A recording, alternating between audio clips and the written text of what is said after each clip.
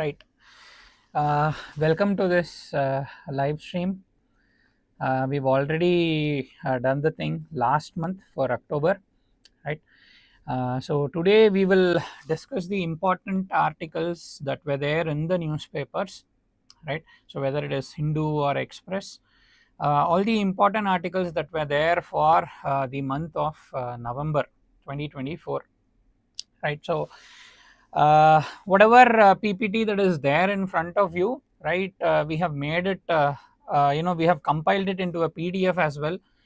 So that would be there in the description from where you can download it, and that would have all the whatever we are discussing. Most of the points would be there in a compiled or compressed format that will be there for your reference, and there will be links for you to, if you want to know more about a particular article and you want to have more information regarding it, you can always click on the links that are there. That also has been added into the PDF, so you can use it for your reference.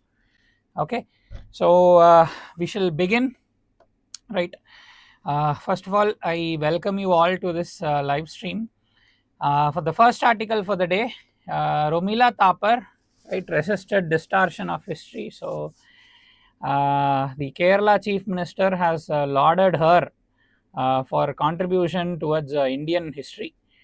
Now, of course, it's a bit one-sided thing, right? So Romila Thapar, she herself avowed that she is a Marxist, and that what history she writes, it would be from a Marxist prism. So of course, so that I think it eliminates all nuance of neutralism.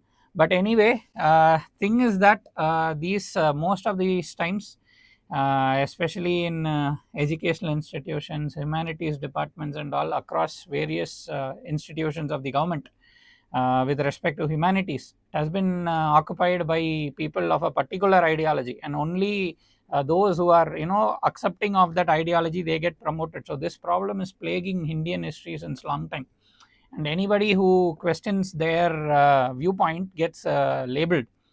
So that is the thing. So you can just read this article, right. More likely from our exam point of view, it is about the national award only. So what is the PG National Award? Govindlal Parikh National Award. It is given for history, social science, literature, intellectual thought, to promote objective analysis, right, in the humanities field.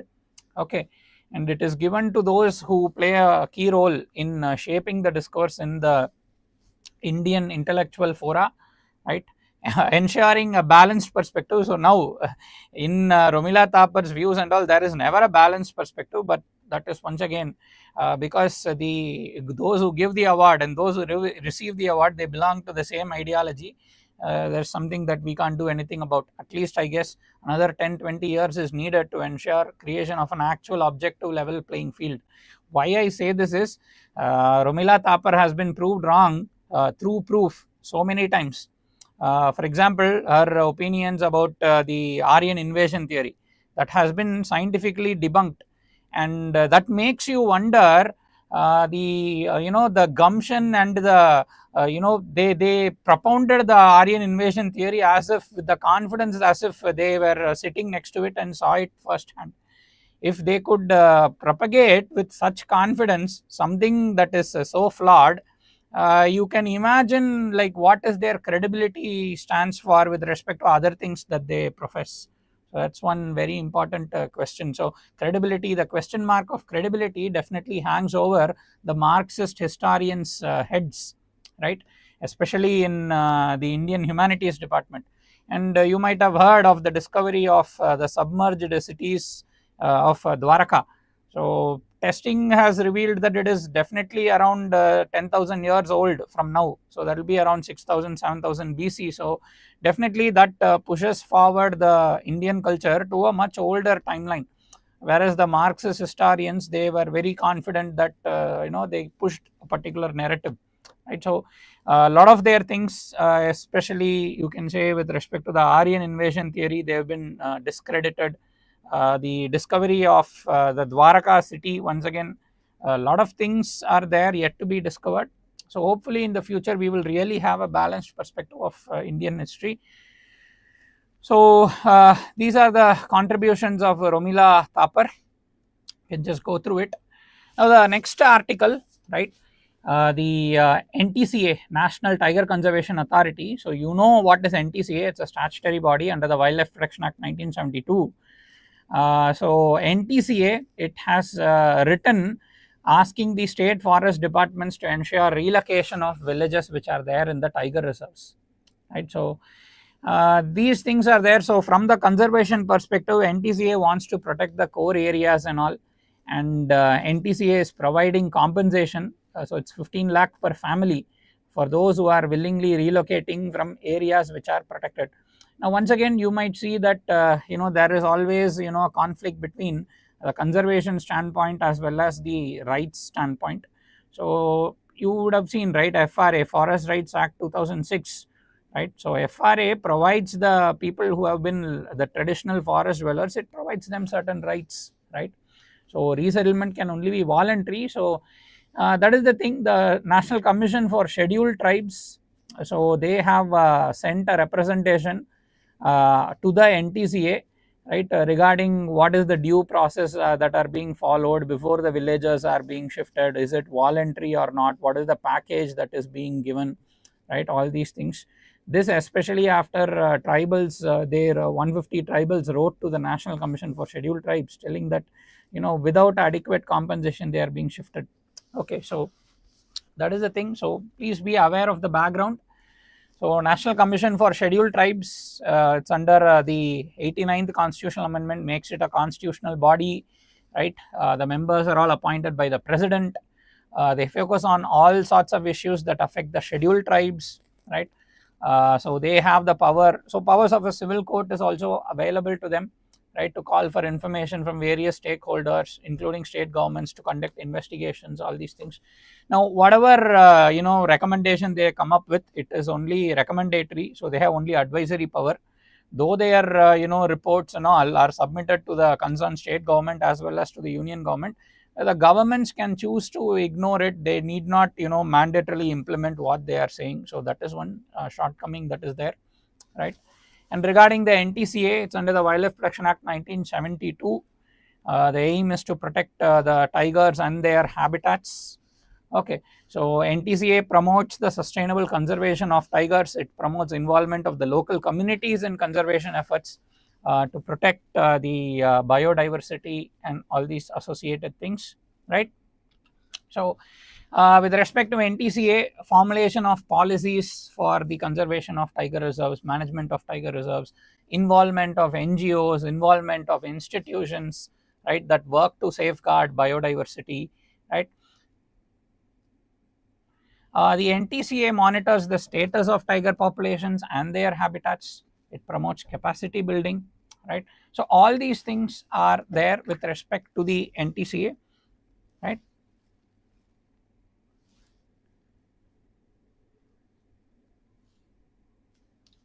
Oh, right.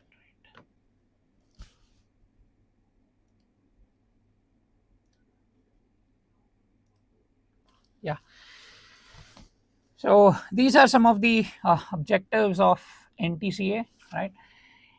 With respect to its functions, we've already seen it. Other efforts of NTCA: promotion of tiger reserves, public engagement, ensuring that the tiger census or the all India tiger estimation is conducted, right, using scientific methods every 4 years once. So all these are some of the efforts of NTCA, right. So the next article, it's regarding India being part of global drug development, right. So you might have heard this major pharmaceutical company BMS, Bristol Myers Squibb, right. So it's one of the biggest pharma companies, right, and now they are opening their facilities in Hyderabad, right, and in this they are doing the drug development itself. So actual R&D as well as a lot of things they are doing it in Hyderabad itself. Previously only the back end work, the IT capabilities and all these things were done, but now actual development work, the research work, the R&D and all, they are doing it in India itself, right. So it's a shot in the arm for the state of India's biotech industry, especially pharmaceutical industry, right. So you can go through this article, it's very good, and it also mentions the related science and tech article wherein how AI and machine learning is helpful in drug discovery and all, whether it is drug discovery, immunology, all these things. AI and machine learning, it's ensuring that a lot of things can be done in a more efficient way, right? So we can just go through it. Pharmaceutical industry, it focuses on development of drugs, marketing of drugs, medication for use in healthcare. So you know that India, is the pharmacy of the world, right? More than 50% of all vaccines and all are produced in India itself, right? We have a huge generic drug industry, right? So you must be aware what are generic drugs and all, right? So there are a lot of pharmaceutical companies which invest billions of dollars in drug manufacturing, and they are given patents so that they can get back their investment. Usually patent will be for 20 years. Now once the patent is over, these drugs can be made by other companies as well. So that is where our domestic pharma companies come into the picture.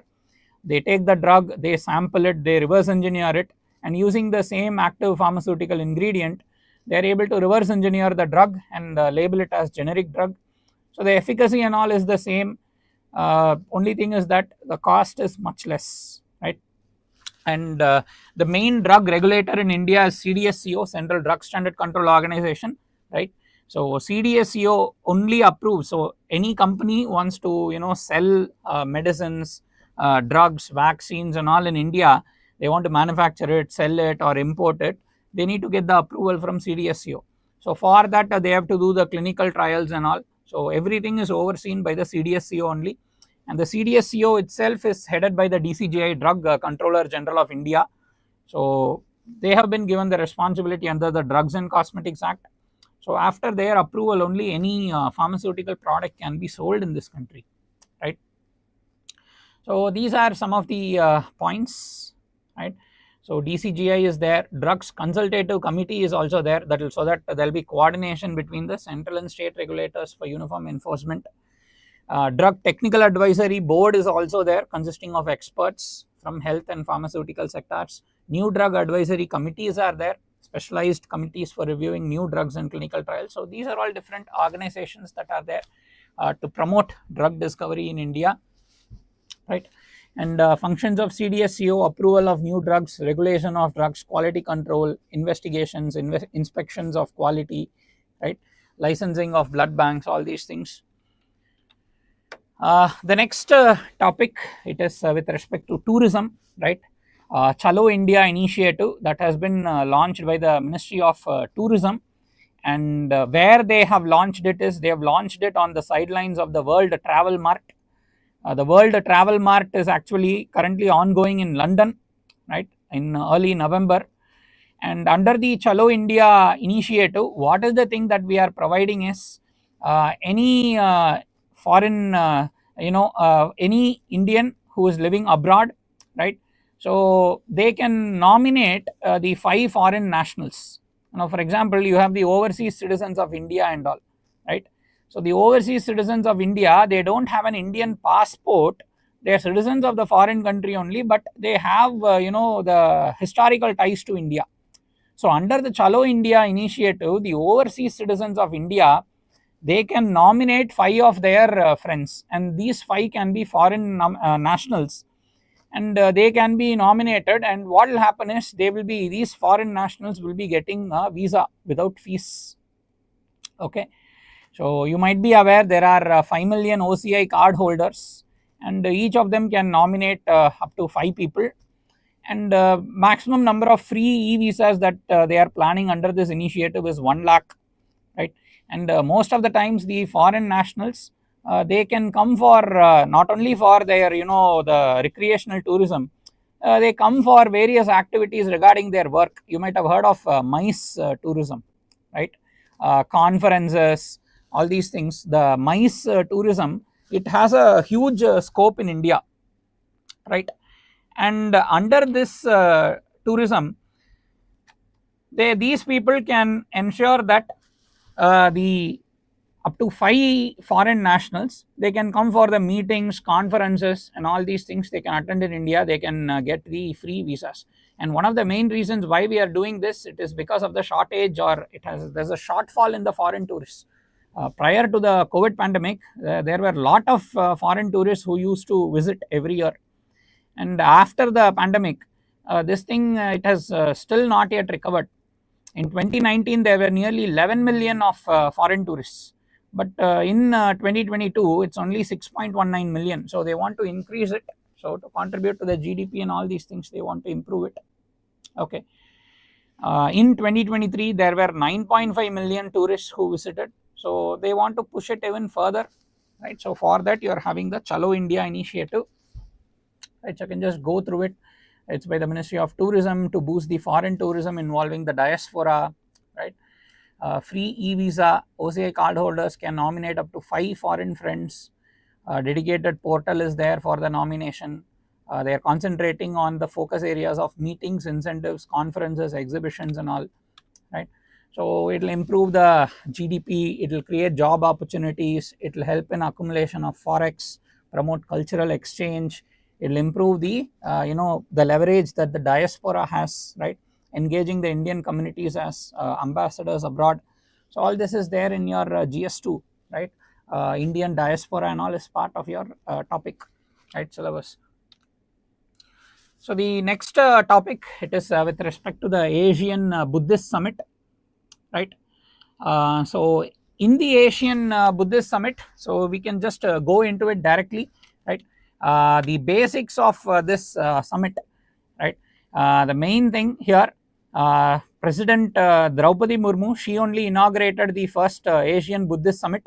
So it has been organized by the Union Ministry of Culture in association with the International Buddhist Confederation. And here Srimati Murmu, she has spoken about the importance of the Buddhist Dharma, how it can contribute to world peace, how it can promote non-violence, how it can promote the lack of hatred, to ensure that there is no hatred, to ensure that there is no greed, right, and ensuring that ending the suffering, right. So you might have heard these things, right. Recently Indian government has also given the classical language status to Pali and Prakrit. So now they will also be considered as the classical languages, so it will improve the funding and all, and a lot of Buddhist texts are there in these languages, right. So the president also propounded the 4 truths of the Buddhist religion, right. So you might have heard, right, the 4 noble truths of Buddhism. So Buddhism, we can just have a brief background. It's a spiritual philosophical tradition originated in ancient India around 5th to 6th century BC, founded by Siddhartha, right. So the aim is to eliminate suffering by focusing on the cause of suffering and addressing the root cause. So the 4 noble truths, dukkha means the truth of suffering, right. Samudaya, the origin of suffering. Nirodha, the aim to end suffering. And Magga, what is the path to end that suffering, right. So these are the 4 noble truths. Dukkha, which is nothing but suffering. Samudaya, which is the origin of suffering. Nirodha, which is to end the suffering. And Magga is nothing but the path in which we can end the suffering, right. These are the 4 noble truths. And how do you ensure you end the suffering? It's through the 8-fold path, or the Ashtangika Marga, you would have heard it. So right understanding, right thought, right speech, right action, right livelihood, right efforts, right mindfulness, right. So this applies greatly in our especially in our lifetime, in the current lifestyle that we are having, right. Right speech, right thought, right action, right livelihood, right. So it goes much beyond what is legal, illegal. It promotes moral values, right. So moral values is what is actually needed to have a strong society, a committed and rooted society, right. So right action, right livelihood, right mindfulness, all these things can definitely help the current generation in the right path. So basic background of karma and rebirth, right. The cycle of rebirth continues until one reaches nirvana, or the liberation from the cycle of rebirth, right. So and Buddha, through meditation, he attained the liberation, right. And the different branches of Buddhism, some basics are given here. Theravada Buddhism, doctrine of elders. Mahayana Buddhism, it emphasizes on compassion and the ideal of Bodhisattva. And you might have also heard Mahayana Buddhism, it worships the Vigrahas or the idols, right, has complex rituals, and it believes that one can attain salvation only with the blessings of Buddha. It recognizes Buddha as God, right, as not as a common human but as God.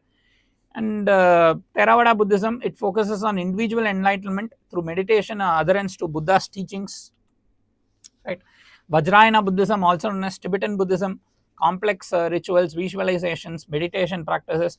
Hinayana Buddhism is also there, right. So Hinayana Buddhism, it believes that Buddha is once again a normal person, but through his sadhana, through meditation, through concentration, through implementation of the principles of Buddhism, he attained enlightenment. So it does not consider Buddha as God. Hinayana Buddhism, it says that Buddha is also a normal human, but through meditation he had attained the liberation, and that by following the teachings of Buddha, it is possible for any common human to attain the same, right. So Hinayana Buddhism, the rituals are not complex, there is only very simple rituals, and there is no idol worship also in Hinayana, right. So these are some of the things. And the Asian Buddhist Summit is to promote harmony, soft diplomacy, heritage preservation. So that's the thing, right. So soft diplomacy is one of the important things that which we can leverage. International Yoga Day, right, all these things are once again soft diplomacy. IPL, right, so cricket diplomacy, all these things are some things that we can leverage, right. So India's role, birthplace of Buddhism. So who is organizing the Asian Buddhist Summit? It's under the Ministry of Culture along with the International Buddhist Confederation. All these things you can just go through it. The next thing, it's regarding the winter pollution in Delhi.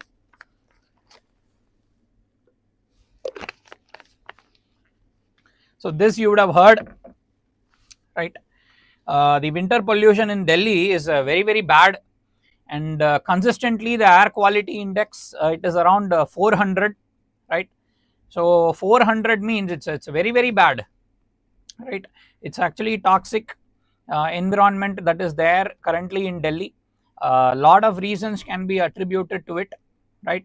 But the biggest problem is the problem of what it can do to damage the health of the individuals, right. So these are some of the things. So repeatedly the Delhi winter pollution article is there in the news, right. So ensure that you are able to have the adequate understanding of the reasons why the air pollution is bad, right. The steps that are taken to curb the air pollution. For example, first you need to know the causes, like vehicular emissions, stubble burning, all these things, and then you need to once again be aware of the steps that are there to tackle it, right. So for example, instead of stubble burning, we can promote the use of bio bricks that is available. Instead of stubble burning, we can promote the farmers to sell the stubble to produce ethanol. Once again, that is a solution, right. So you can also conduct the awareness campaign so that they don't do the stubble burning, right. Promote the use of electric vehicles, right. Ensuring that there is more afforestation. So this is very, very important. Ensuring that there is no whatever vehicles that are plying, the older vehicles have to be phased out. So all these are some of the solutions in which this thing can be tackled. So you can't go for any short term solution. So a long term solution only is the thing that is there, right. So what are the causes? Some of the things that attenuate the pollution scenario in Delhi. It happens usually in winter because of the high pressure that is there. When high pressure is there, there is temperature inversion. So usually you know that with altitude there is a lowering of the temperature. You would have heard of normal lapse rate and all, right, 6.5 degrees Celsius per kilometer.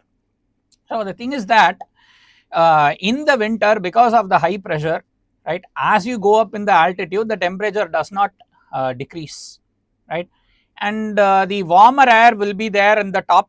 As you go up, the temperature is increasing, so warmer air is at the top, and below the cooler air is present, and the cooler air gets trapped by the warmer air. And already the lot of emissions from the vehicles, the construction debris, the stubble burning, all that is there, and the smoke mixes with the cooler air and it stays put. There's no wind circulation and all, it stays put, resulting in the creation of smog and other toxic environments, right? So the low wind speeds, it also makes the thing worse by hindering the dispersion of pollutants and all, right? So emission sources, all these things are there.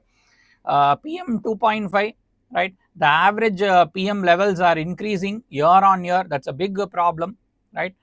Contributed by transportation, contributed by stubble burning, contributed by thermal power plants, right? Contributed by lack of trees to sequester the pollutants, right? And in order to ensure that there is a right to clean air, right? So a lot of things we are having. National Clean Air Program is there. You might have heard of National Ambient Air Quality Standards, right? Clean Air Action Plan is there. So all these things have to be implemented. It is not only in Delhi.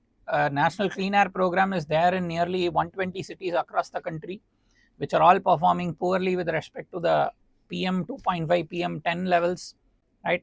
And with respect to Delhi, you are having the GRAP also, Graded Response Action Plan.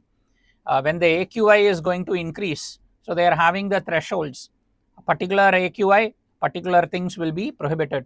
If it gets worse, more restrictions will be created. So this GRAP will be implemented by the CAQM. You would have heard, Committee on Air Quality Management for the NCR region, right? So the GRAP has to be implemented by the CAQM, and once again, even the GRAP is a short-term fix. You need to address the long-term reasons, right? You need to address the root cause, prevent vehicular emissions, prevent stubble burning, promote planting of trees, using the electric vehicles, promoting use of metro. So these are the only ways in which you can ensure that this pollution problem will be solved. Delhi has the ignominy of being the most polluted air polluted capital in the world. So these things have to be addressed, right? So public transport, green coverage, cleaner technology, these things can be done. So just to be aware of the Delhi issue, because it's a recurrent issue, every day or so there are articles, so just be aware. Cabinet clears the PM Vidya Lakshmi collateral free loans for students. So this you would have heard, Vidya Lakshmi scheme, right? So this is going to provide the educational loans for the students who have gotten the admission in the top colleges, right? So top colleges, whether it is the private or public, they should be top colleges according to the NIRF framework, okay? And currently nearly 860 higher educational institutions based on the NIRF framework are currently covered under the PM Vidya Lakshmi scheme, right? So scheme coming under Ministry of Education, right? And under this, what they are doing is they are providing 75% credit guarantee for the loans which the students take up to 7.5 lakh rupees. Okay, so up to 7.5 lakh rupees, 75% credit guarantee is given.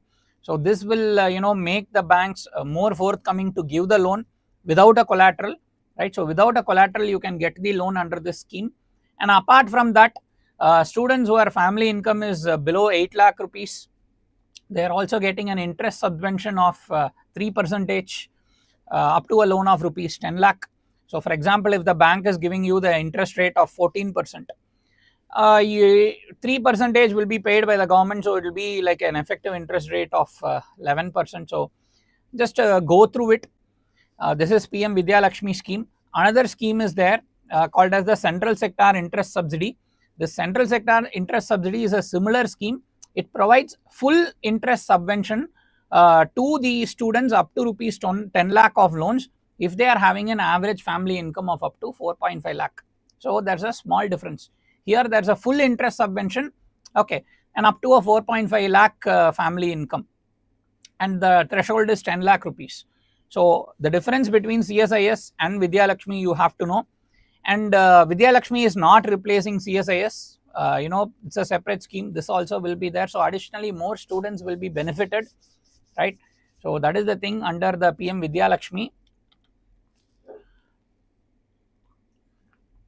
It is in line with the NEP. The NEP 2020, if you see, it removes the financial barriers for talented students. It says that financial barriers should not hinder the accessibility of higher education.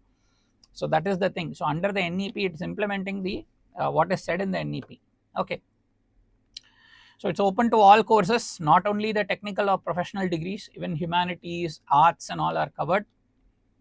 So PM Vidya Lakshmi portal. Portal has been developed by the NSDL, National Security Depositories Limited. You might have heard National Securities Depository Limited. So that is the thing, Vidya Lakshmi portal. So loan amount, all these things are mentioned. Just go through it.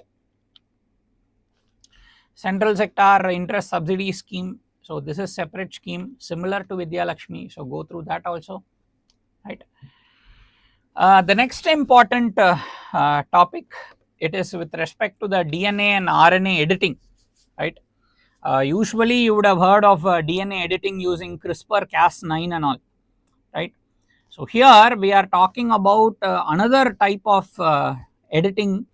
Once again, here we are editing the RNA, not the DNA. Okay, and how are we editing the RNA? We are editing through a group of enzymes called as ADAR, right?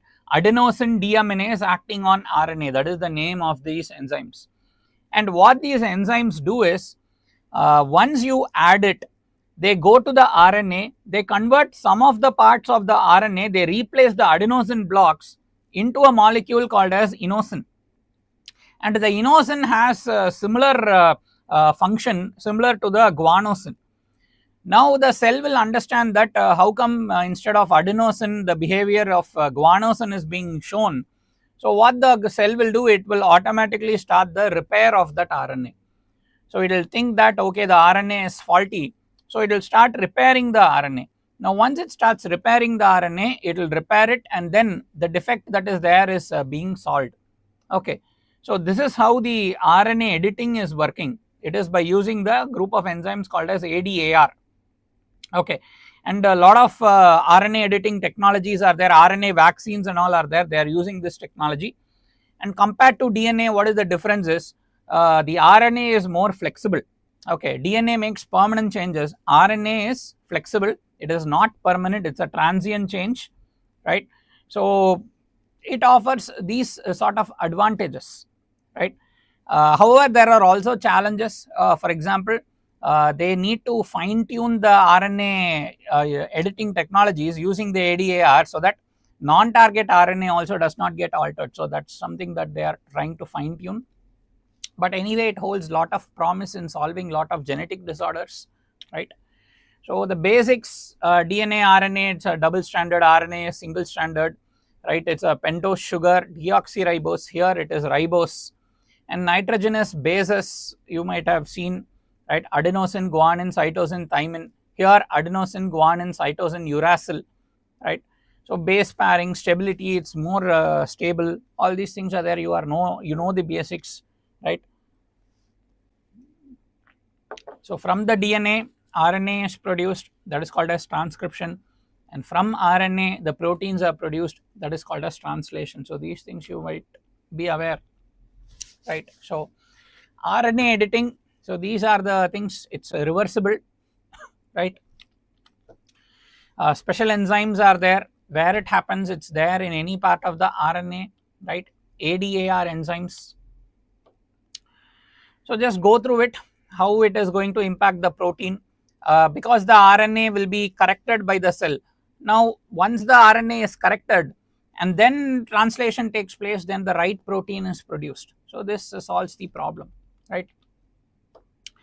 The next thing, actually here, the next topic that we are going to discuss, it is about mining, right? You might have seen the news. Recently the tungsten mining problem is there going on in Madurai district in Tamil Nadu. And you might be aware of the MMDR Act, Mines, Minerals Regulation Development Act 1957. The MMDR Act gives the responsibility to the central government, that is under the under the Ministry of Mines. They can regulate with respect to non-minor minerals. So the MMDR Act actually notifies a category of minerals called as minor minerals. Okay, and minor minerals regulating the lease and all is responsibility of the state government. That is why minor minerals like sand and all, the lease and all is done by the state government. But the same MMDR Act says that anything that is not notified as a minor mineral belongs as a major mineral. And they also have certain other classes like strategic mineral, critical mineral and all. So major mineral, strategic mineral, critical mineral, all these are regulated by the central government. And the central government can auction the mining blocks, give the lease and all these things. And recently in Madurai, they have auctioned this block for tungsten mining. Once again, it has been got by Vedanta only, the controversial company. And a lot of protests are going on because the area actually it is rich in biodiversity.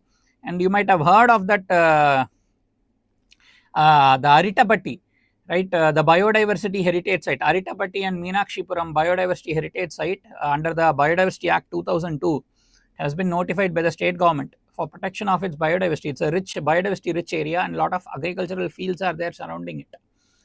So in such an area, the mining is not welcome. The locals are also protesting it, right? And because it's a critical and strategic mineral, only the central government has the power. So the state government also has said that they have shown their displeasure towards this mining. Okay, so just to read these things. What is the biodiversity heritage site? Who has the power to nominate the biodiversity heritage site? What is a major mineral? What is a minor mineral? What is the MMDR Act saying? Because understand, the constitution gives mining is under the union list also it is there, state list also it is there. Okay, while discussing the mining under the state list, the constitution says that any mine that is regulated according to the parliament, which power is given to the state government, those mines can be regulated by the state government. That is the thing. So through the MMDR Act, they have implemented this. So the types of mining and all, the different types of mining, surface mining, underground mining, placer mining, marine mining, all these things are there. You can just go through it. What is the impact of the mining? That also you can say stripping of the vegetation, destruction of the area, soil erosion, soil damage, right? It becomes a desolate area, all these things, water pollution, all these things, right? And another related thing, recently we are also going for under the International Seabed Authority, we have got the license to mine even on the sea floor beyond the 200 nautical miles. So that also was there in the news. Polymetallic nodules and all we are going to mine. So just to be aware of it. Okay. The next thing it is with respect to the Amazon forests. So recently you might have heard the Brazilian president, now it is Brazil is headed by Lula. Previously the older president Jair Bolsonaro, he promoted the illegal mining and all in the Amazon, and deforestation was at a rapid rate under his presidency. Now that Lula has come to power, he has slowed down the deforestation of the Amazon. And the Amazon already 50% of the Amazon has been destroyed. Okay, it has been converted into ranching for mining purpose, for agriculture purpose and all, it has been converted. And there is only a little bit of threshold that is left. If we are going to still do the illegal deforestation in Amazon or any deforestation for that matter, if you are going to do it, there will be a tipping point wherein the Amazon will start emitting more carbon dioxide than it sequesters, and that is going to accelerate already the increased temperature that is already there. So you might have heard already the global average temperatures, they are 1.3 degrees Celsius higher than the pre-industrial levels. Now if Amazon reaches its tipping point and it gets tipped over, then this will rapidly increase to even 2 degrees Celsius in a short span of time, and already there are a lot of extreme weather events and all happening. So that is something that we have to be aware of. Okay, so importance of Amazon forest, how it acts as a carbon sink, biodiversity, how it regulates climate, how it purifies the air, water, soil, how it has a lot of uncontacted tribes are also there, right, in the Amazon, right. So reasons for reduced deforestation, the government is using all that it can, all the resources and all to curb this thing. They are using remote sensing satellites. They are ensuring that the illegal deforestation will end by 2030. They are protecting the indigenous lands. They are taking the international help in solving this problem. So that's why the reversal is there, right. The next topic, it is with respect to the International Solar Alliance. So you might have heard this International Solar Alliance, right. It was launched by India long back in 2015, right. and it is for adoption of the solar technology, right? Promote the solar panels, solar power, especially in the developing countries, right? And a lot of members have joined this alliance. Nearly 110 member countries are there, and the main aim is to create an affordable supply chain, promote the solar panels, promote domestic solar panels as well as the solar power plants and all, right? So that is the thing. There's only one problem with respect to the International Solar Alliance. One problem is that though they have these noble ideals and all, on the ground how many solar power plants of big size they have promoted is actually it's very less, right? No major solar power plant in the Africa or in other developing countries, they have substantially been able to do it on the ground. Lot of their proposals facilitating the access of finance to the solar power companies and all, lot of things are stuck in the red tapeism, okay, and the negotiations are dragging on and on and on, and on the ground creation of the solar farms facilitated by the International Solar Alliance, they have very less to show for. That is the biggest problem, right?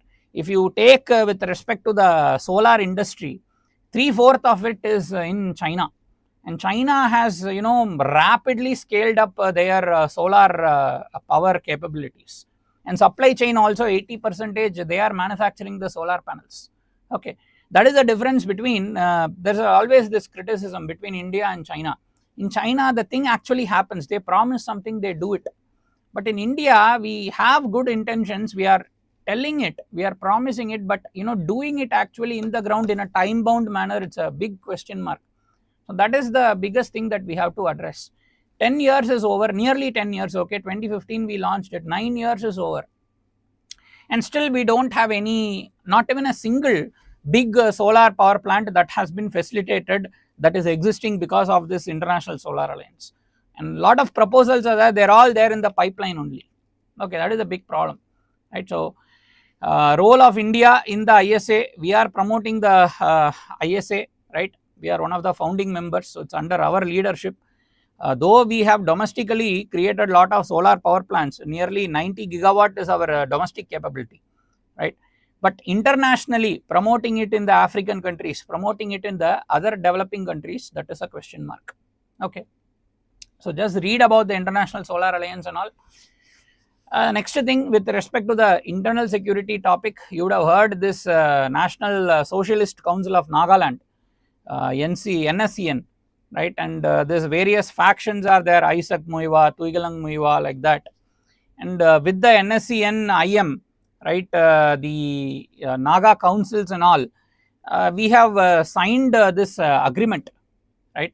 So in the 2015 we signed one framework agreement, and wherein these Naga groups, in return for certain promises, they've agreed to stop the waging the violent struggle and all against the Indian state. But the contents of this agreement and all, they have not yet released, okay. And a lot of questions are there. They're saying that the Naga demands, they demand a separate constitution, they demand a Naga flag and all, and they also want to have a greater Naga limb or Naga land or Naga limb, that is by integrating all the Naga dominated areas in the other northeastern states of Assam, Manipur, Arunachal and all. And they want to unite all the Nagas under one state. So that is something that the Indian government will not be willing to concede, because already now in Kashmir we have abrogated the special status. So here giving it again, I don't think they'll do it.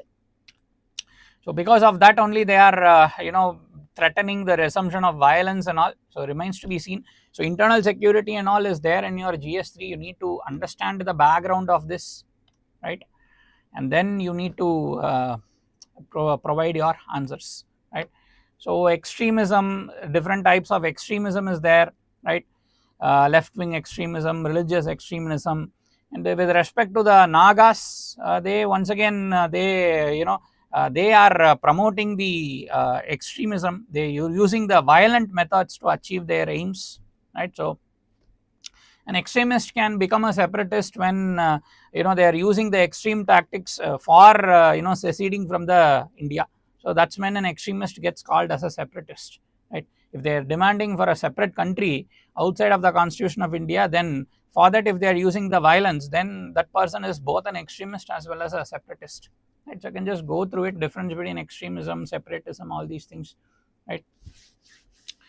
The next article, right, it is with respect to, it was there in the newspaper, it is with respect to article 39, right? So first thing, they are talking about two important things, okay. Two key questions regarding article 31C and the interpretation of article 39B, right? So article 31C you would have heard, right? This article 31C, it was meant to further the then Indira Gandhi government's stated socialist goals, right? So you might have heard of it. What is article 31C and all? So it was there initially during Indira Gandhi's time, under which this thing was promoted, right? Now what is the interpretation of the Supreme Court, right? What the Supreme Court is saying that the article 31C, it has been upheld already once in the Kesavananda Bharati case, right? So already in Kesavananda Bharati case, the article 31C has been upheld, okay. So the state can get the private property and take it over if it means that they will be able to achieve the aim stated in article 39 B and C. Article 39 B and C you would have heard, creation of an economic system which is just, okay, preventing the concentration of wealth in few hands, okay. So under article 31C, they can take over the private property if it means that they are going to implement the article 39 B and C, which is prevention of contribution of wealth in few hands. So now this has been kept valid, okay. And another important thing the Supreme Court has propounded through this recent verdict, it is that when the private property is going to be taken over by the government, it has to satisfy four pronged things. So what are they? The nature of the resource and its inherent characteristics, the impact of the resource on the well-being of the community, scarcity of the resource, consequence of the resource being concentrated in the hands of the private. So these four tests, if it is going to satisfy, then definitely this private property, it can be taken over by the central government or any other government per se, even the state government, towards achieving the aim of common good as mentioned in article 39 B and C. So that is the thing, okay. So you can just go through it, article 39 B and C, prevention of the wealth concentration, okay, and article 31C, the government can take over the private property if it is to achieve the aim given in article 39 B and C, right. So just go through it, fine. Can private property be material resources of the community? Yes, if it is going to satisfy four things, right? Consideration of public use, welfare impact, scarcity, power concentration, all these things. The next thing, right, it is with respect to the fiscal debts, right, of Maharashtra state. So you might have seen the recent election in Maharashtra. Both the Maga Vikas Agadi as well as the Mahayuti, they promised a lot of subsidies, okay, and the CAG has said that by 2030 Maharashtra state has to repay 2.75 lakh crore. It's a huge amount of money, and there can be challenges in meeting this repayment. If they are going to do the payment once again, it will affect the money that is there with the state for implementing the other important things, right? Creation of new infrastructure, creating new jobs, all these things, right? So already you would have heard of this scheme, the Maji Ladki Bahin Yojana. So the Maji Ladki Bahin Yojana, now they have already increased the money. They are going to give 2,100 per month, okay, and to the farmers they are going to give the 15,000 per month. And all these things, it's going to cost a huge amount of money, okay. And currently the fiscal deficit of Maharashtra state, it's around 2.6% of GDP, and of course there's a huge chance that it is going to increase above this level. And you know that FRBM Act, it has given a glide path, right? It should be below 3%, the fiscal deficit should not be above that, and it should be going down constantly. So all these things are some of the issues, and the CAG has flagged that the debt situation is alarming. Not only in Maharashtra, in a lot of other states it's alarming, in Tamil Nadu, Kerala, Punjab, West Bengal, in all the Andhra Pradesh, in all the states the debt problem is there, right? And about the CAG, just to be aware of it. So CAG, it's already mentioned in the constitution, it's a constitutional body, right? So the main job of the CAG is to audit the expenses of the central and the state government. The CAG is appointed by the president, so they will audit the expenses that the central government and state government is going to spend. Through this only lot of scams and all get unearthed, and their audit report, how good the auditing is done, that is how good the finances have been managed by the particular state or the central government, it will be submitted in the parliament and the state legislature. So eventually the public gets to know it, and they also give some comments also. Okay, so they play an advisory role in ensuring fiscal prudence and all. So just go through it.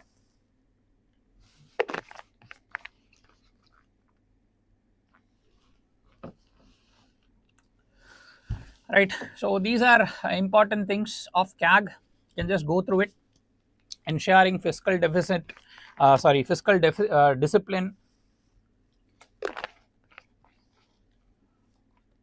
promoting debt management, promoting the best practices in debt management, all these things are there. And it acts as a watchdog of the public resources. It identifies corruption, it enhances transparency, all these things. The next thing, it is with respect to the El Nino, right?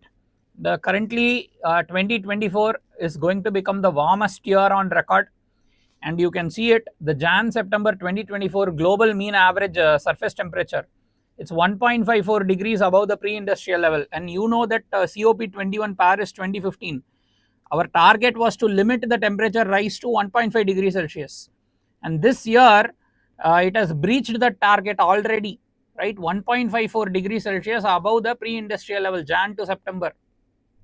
So already the threshold we are going to meet, and that's a huge problem, and lot of things have happened, right? And recent years, you might have seen the sudden flash floods in Spain and all, right? Once again, year on year in India we are having floods, right? Heat waves, all these things, it's all increasing. Okay, so the COP21 Paris, it's a big problem, right? And currently COP29 in Azerbaijan, the thing is ongoing, and already the Paris target has been breached. So we all planned to limit it to 1.5 degrees Celsius, and this year already it has breached 1.5, it has become 1.54, and it's propelled by El Nino. El Nino, you know, right? In the equatorial Pacific, the central and eastern parts of the Pacific Ocean, they become the unusually warm. Okay, and as a result there will be some anomalies, right? They will reverse the trade wind, they will weaken the trade wind. It can happen every 2 to 7 years, and if they happen, it can stay for at least a year or year and a half. So it will warm the ocean surface, the ocean water in the equatorial Pacific, it will get warmed. And the opposite is La Nina, right? In the same equatorial Pacific, the central and eastern Pacific Ocean, they become cooler than normal. So here they have made a mistake. They mentioned it as become unusually warm. It's opposite of that, it become unusually cool. Okay, so normal conditions, reverse conditions, this you will be aware, right? Pacific Ocean warming during El Nino, trade winds which typically blow westward, they weaken, sometimes they reverse also, and it can cause a lot of rain in South America, it can cause drought in Australia, it can have a warm winter in US. Okay, and warmer ocean releases more heat into the atmosphere, this raises the temperature, all these things. So disrupting the nutrient circulation, reducing the fish populations, can cause the extreme weather events, all these things are problems of El Nino, right? So just to be aware what is El Nino, what is La Nina, all these things, right? And the next thing, the Home Ministry approves all women battalion of CISF. So CISF, you would have heard, paramilitary force, right? CAPF is there, under CAPF one of the forces is CISF, right? And currently 7% of CISF personnel are women. Now they are going to create an all women battalion of CISF, so just be aware. and know the roles. You might think that internal security comes only in the mains, but they can ask in prelims also. They can give the different paramilitary organizations, for example, Assam Rifles, CISF, then CRPF, Indo-Tibetan Border Police, Sashastra Seema Bal, NSG. They can give all these on the left hand side, and they can give the role on the right hand side to tackle the internal security problems, to be present in the Indo-Pakistan border, to be present in the Indo-Bangladesh border, to be present in the Nepal border, to be present in the China border. So like that they will give, you have to match it correctly. Okay, so this thing can be asked, so just be aware. So totally 7 forces, Central Armed Police Force, right? Leadership is from the IPS, so just be aware they function under the Home Affairs, right? So Assam Rifles, all these basic things are there, you can just go through it. Assam Rifles to protect the Myanmar border, BSF Pakistan Bangladesh border, CISF to protect the security installations of sensitive installations, CRPF internal security, peacekeeping missions, all these things, Naxalite problem, ITBP China, NSG, once again it is with respect to the counter terrorism, right? So it has 2 units, Special Action Group, Special Ranger Group, so just be aware of it. The next thing, Center notifies Water Act rules. So this you would have heard. So they have rationalized the rules, right? Previously there were everything was based on imprisonment. Now they have converted it into fines, and wherever possible they have converted the fine into penalty, so that it will be streamlining the things, right? So Water Act 1974, just to be aware of it. Okay, so Water Prevention Control of Pollution Act 1974. So it is to prevent the pollution of water, and whoever is doing the pollution to punish them. That is why the Water Act is there. Okay, so prevention, control of pollution, restoration of the water bodies, establishment of pollution control boards. So CPCB, State Pollution Control Board, the Central Pollution Control Board, these are all statutory bodies under the Water Act only. Remember that. Penalty for the polluters, all these things. Okay, so CPCB to prevent the pollution on the national level. State Pollution Control Board will implement the CPCB directives at the state level. Okay, so that is the thing. Even in case of Delhi, the court will pull up the State Pollution Control Board only, right? And under the State Pollution Control Board, CAQM and all is there, so they will also be pulled up, right? So just go through it. So what changes they have made is given here. Chairman going to be appointed through a process prescribed by central government. Consent for industries, they have given exemptions, so this is a worrying thing. Some dilutions are there. Penalty for without consent operation, so same provisions. Tampering with monitoring device, now fine is there. Discharge of pollutants, fine is there. Okay, so just go through it. They have rationalized it, right? But consent for industries, they have made even more exemptions, so it can go against the purpose of the act itself, right? Next thing, recently one earthquake was there in Sikkim, right? So repeatedly earthquakes are happening, landslides are happening, so just to be aware what is an earthquake, P waves, S waves, all these things you need to know, different types of waves and all. So just be aware, shadow zones and all, so it's there in your NCRT, so you can read it from that. The next thing, it is with respect to the Indian Ocean Dialogue, right? So basically Indian Ocean Dialogue, it comes under IORA, Indian Ocean Rim Association.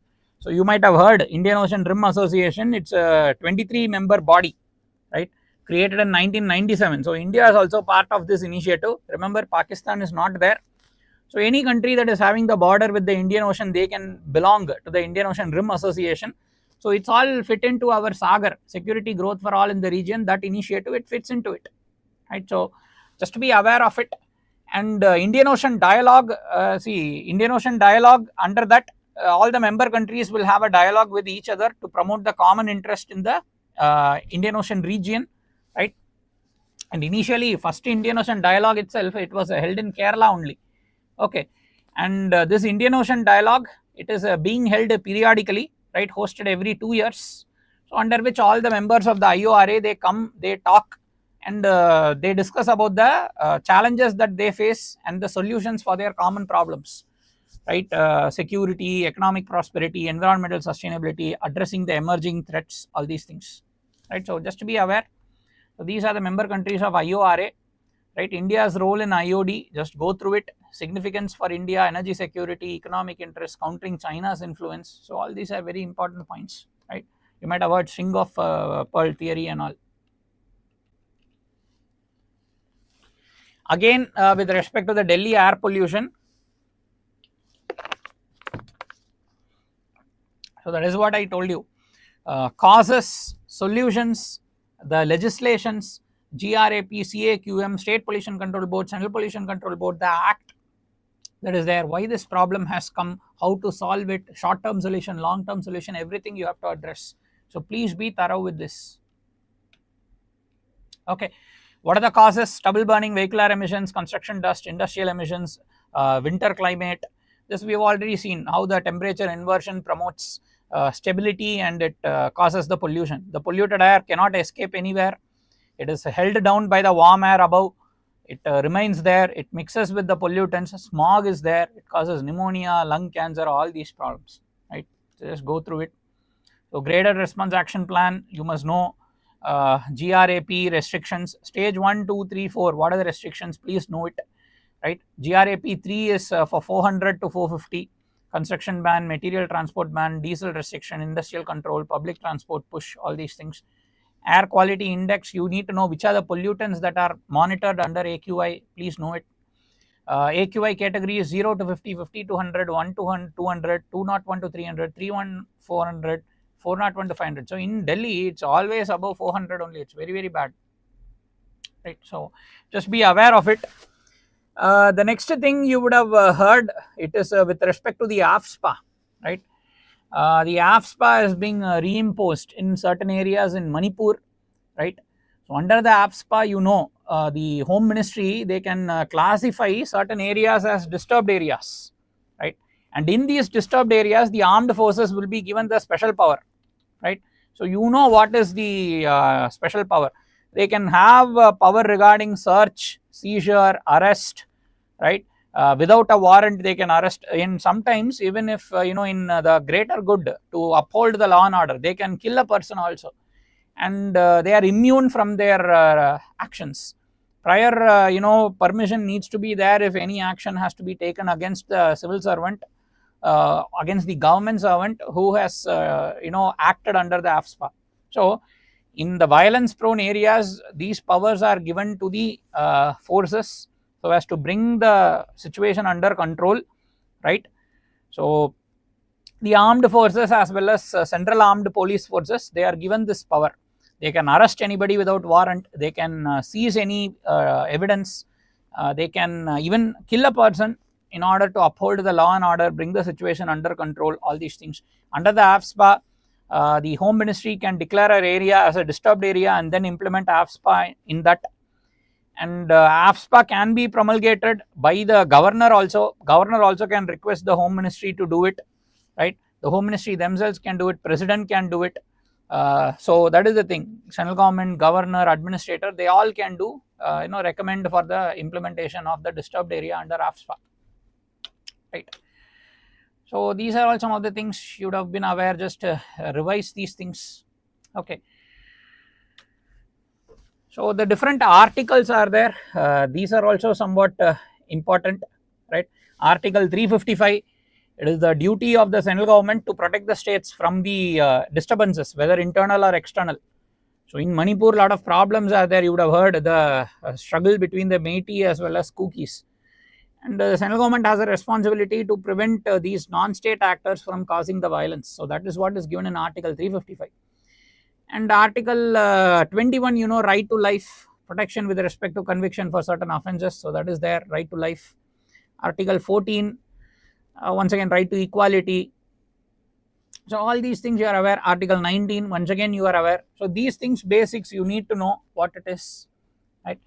The next thing, once again related to global warming, it is with respect to Tajikistan losing 1000 glaciers, right?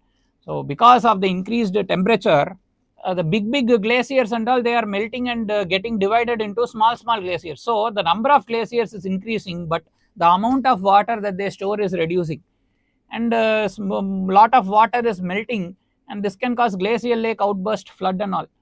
And initially it will cause flooding in the rivers, then the rivers will become dry because their source itself is getting cut off. If all the glacier is going to melt, then how come the perennial river will remain perennial? So initially there will be flooding, and after that gradually the river will die, just like what happened to the Aral Sea, right? So that is one important thing. So Baku 29, COP 29, once again it's a very mixed bag only. The developed countries and all, they are saying that 300 billion they are going to give every year. Once again it's not enough is one thing, and once again 300 billion also, we do not know whether actually every year we are getting it, the developed countries, whether the technology transfer is happening, any other assistance is happening, that also there is no formal way to find out, right. So these are some of the problems, right. Just go through it. What is a glacier? All these basic things and all you need to know. Massive body of ice, snow, rock, water, all these things. Glaciers hold a lot of fresh water, right. Different types of glaciers are there based on size, right. They are there in the polar, subpolar, temperate glaciers depending on where they are present, right. What are the reasons for glacier melting? Global warming, human activities, precipitation changes, natural factors. So all these things are there, just go through it. Rising sea levels, flooding, glacial lake outburst flood, ecosystem disruption, changes in weather pattern, reduction of albedo, further warming the planet. So that's the thing. Just go through it. What are the strategies? Reduced carbon emissions, promoting energy efficiency, encouraging public transport, planting trees, promoting sustainable development itself, right. So global initiatives, Paris Agreement, Baku COP 29, we need to see what it is and how they are monitoring that the glaciers are reduction and all through the remote sensing satellites only. For example, if you take India, Earth observation satellites are there. Through that only they find out what is the glacier flow rate, what is the accretion or decretion in the glacier size, how much snowfall happened, whether the glacier has shrunk or increased, all these things are there.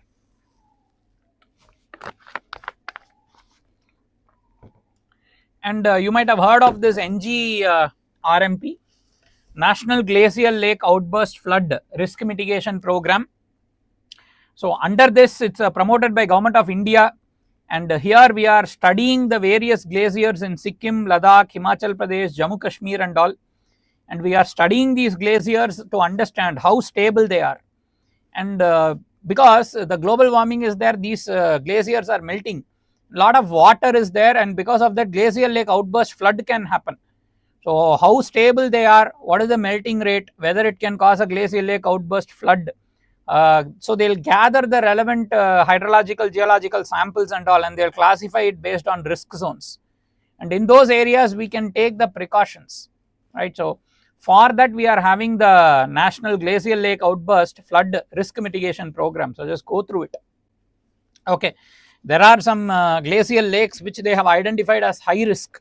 Anytime in these areas, GLOF can happen, right. So just go through it. Recently, you might have seen in that Chenab River, the GLOF, it washed away 2 years ago, washed away the power plants and all, hydroelectric power plants and all. So just go through it. Same thing happened in Sikkim. So these are things. The next thing is with respect to the FAO. Climate change is the biggest disruptor of aquaculture. So you know aquaculture, right? Basically growing the fish in the controlled environment, that is only aquaculture. So it will ensure that there is sustained cultivation of fishes. There is no over exploitation of the, there is no over exploitation at the international level. Okay, you cannot simply go and exploit the high seas, whatever fisheries are there. You need to ensure that it is done sustainably. For that, aquaculture will help, right. And climate change is the biggest disruptor because the temperature of the water is increasing, and this causes a problem, right. The yield and all will reduce, right. So just go through it. And what is aquaculture? All these things, you know, it's raising the aquatic organisms in the controlled environment for the commercial purpose, right. What is FAO? Also, you know, it's a part of UN, headquarters in Rome. FAO only implements the World Food Program. And this International Treaty on Plant Genetic Resources, also known as Seed Plant Treaty, it's a very famous treaty, right. So this particular treaty, what is the purpose of this treaty? It is to ensure improvement in the global food security. Okay, make it easier for the farmers and scientists to access the plant genetic resources, and the benefit sharing and all, it should be fair and equitable, right. Simply you cannot take the traditional variety, patent it, and then say that the farmers are using my patented variety, and you cannot even prevent the actual traditional users from growing the same variety. Such times abuses and all happen, but thing is that the in spirit The seed plant treaty, it is to ensure fair and equitable benefit sharing and ensuring that the plant genetic resources for food cultivation, it's used properly so as to ensure food security is there. So that's the thing. Just study about FAO, World Food Program, all these things, right? You might have heard of these things, right? Under the FAO only, the Codex Alimentarius Commission and all is there. Codex Alimentarius Commission, what is the main job of it? It is to set the international food safety standards. Anything that food is going to be exported, imported between different countries, it has to meet the certain standards. That is only Codex Alimentarius Committee. So just go through it, right? So FAO strategic framework, better nutrition, better protection, better environment, better life, all these things. World Food Day, October 16. Impact on climate change on aquaculture, rising water temperatures, ocean acidification, extreme weather events, sea level rise, reduced water quality, all this can affect the hatcheries, right? So next topic, once again agriculture, it is with respect to the coffee board. It devises a roadmap on doubling the production. So coffee board, you know, it's a commodity development board under the Ministry of Commerce and Industry, right? And in India, we are growing, majority we grow the Arabica and some amount of Robusta, okay, predominantly grown in the South India only. And we want to double the production, we want to increase the export, all these things, right? So for that only the coffee board is there under Ministry of Commerce and Industry, right? So it's a statutory body, right? So India is the 6th largest producer of coffee, 4th largest exporter, and introduced by Baba Budan, 1670s. That is why Baba Budan hills are there, right? 1670s in Coorg district, he only, Baba Budan, he went to Arabia, brought back some seeds, he planted the coffee there in Coorg, right? So 70% of the production from Karnataka, 20% Kerala, Tamil Nadu 5%, right? So varieties predominantly Arabica only, some amount of Robusta, right? Temperature and rainfall, just see the values and all, right? Coffee board, commodity development board to promote export of coffee, promote the coffee industry, all these things, get new buyers. If you see special varieties, monsooned Malabar, it's a premium variety of coffee, right? Coorg Arabica has got the GI tag. MSP advocacy, so you might be aware, MSP for commercial crops, only 4 commercial crops currently under MSP. Cotton, jute, cotton, raw jute, then sugar cane, right? Cotton, raw jute, sugar cane. So these are all some of the things that are having the MSP. Apart from that, Copra also gets it.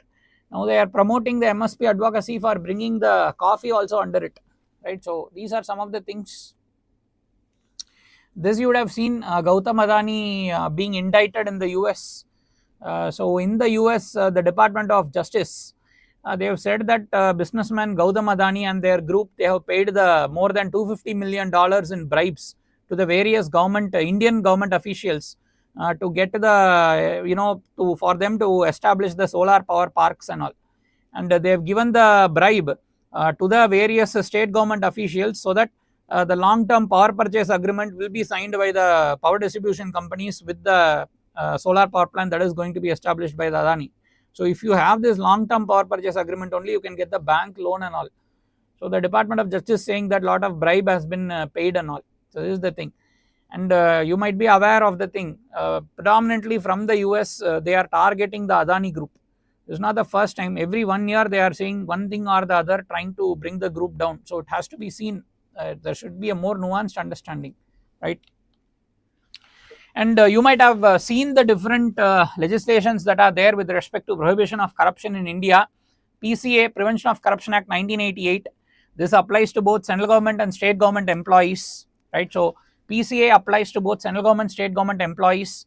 Then Lokpal, Lokayukta. Lokpal will cover the central government ministers and as well as the member of parliament. Lokayukta will cover the state government ministers as well as the MLAs. Okay, so that is Lokpal, Lokayukta. Prevention of Corruption Act is for the central government, state government employees, permanent executive.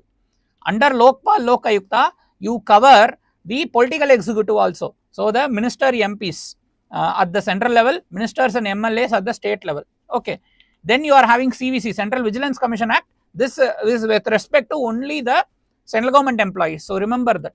CVC is with respect to only the central government employees. Different state government acts are there. For example, under the Prevention of Corruption Act, lot of states have created the DVAC, the Vigilance Commissioner and all under the state government. That they will take care for the state government employees. Okay, so just remember, Central Vigilance Commission applies only to central government employees. Lokpal Lokayukta applies to the political executives. Prevention of Corruption Act applies to both the central government, state government employees. Okay, remember like that. And the UN Convention Against Corruption, India ratified it, so it's a binding treaty. We have to take some steps. OECD Anti-Bribery Convention, so India is not a member, but we align with most of the principles given there. So just go through it. Children make up 40% of the displaced in Myanmar. So you know the Myanmar crisis, Aung San Suu Kyi's democratically elected government got overthrown, military junta has taken over, and a lot of people have gotten displaced. And even Myanmar, the problem is, even Manipur has said that a lot of refugees from Myanmar, they are entering into Manipur and they are taking advantage of the situation and causing more trouble there. So the free movement regime and all has been scrapped. So just go through it. The children are being affected in Myanmar. So you might have heard of UNICEF, the United Nations International Children's Emergency Fund. So UNICEF plays a key role in safeguarding the rights of children and all. So you can just go through it. And about Myanmar, the basics are there. So with respect to us, the Myanmar Assam Rifles guard the Myanmar border. And basically Myanmar having lot of forest, right? Tropical forests are there. So hardwood timber export is their main thing, right? Lot of drugs also get exported from Myanmar. That's another problem. You can just go through it geographically. What are all the things? Mountain ranges, the rivers, and all, go through it. Who are the neighboring countries? All these things, go through it. Okay. So some of the things: jade, ruby, gold, tin, tungsten, natural gas. So rich in resources. Teak, hardwood. Forests cover 48% of the country.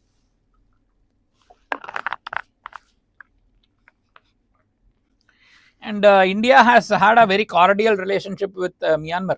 Whether it is the junta or the civilian government, we are on the same page. We have supported them in various initiatives. For example, the Typhoon Yagi of 2024, we helped in relief. Under Vaccine Maitri, we promoted COVID vaccination.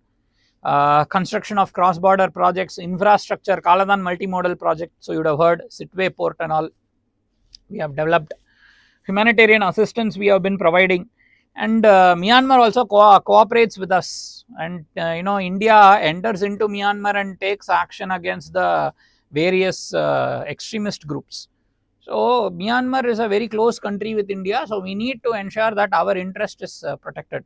We must not be very naive telling that human rights, all these things, right? Should be very careful, protect our interest first, then only other things, right? So we need to support Myanmar. Okay, we must not shoot ourselves in the foot in the name of human rights, all these things. So these things you can just go through it. The next thing, art and culture topic, megalithic period rock cut footprints, human figures and all have been found in Kerala, right? So megalithic, once again, the big sized stones, that is only megalithic.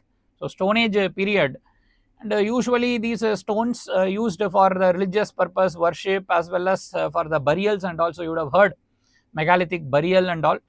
So it's seemingly 2000-year-old rock cut footprints have been found. So it's shed lights on the art that took place 2000 years ago, right? Just go through it. So all these are megalithic only. So you would have seen that topical, the capstone, right? So you would have heard a lot of things like menhirs, right? Then cysts, all these things. So these are all megalith stones. Fine. And just go through it. Different types of megalith stones: dolmen, cairn, cromlechs, cysts, then menhir, stone circles. All these are, don't have to worry about these terms. Just put the name of the term, put it in Google. They're all one and the same almost, right? Different types of big stones that have been erected. Menhir means individually it will stand.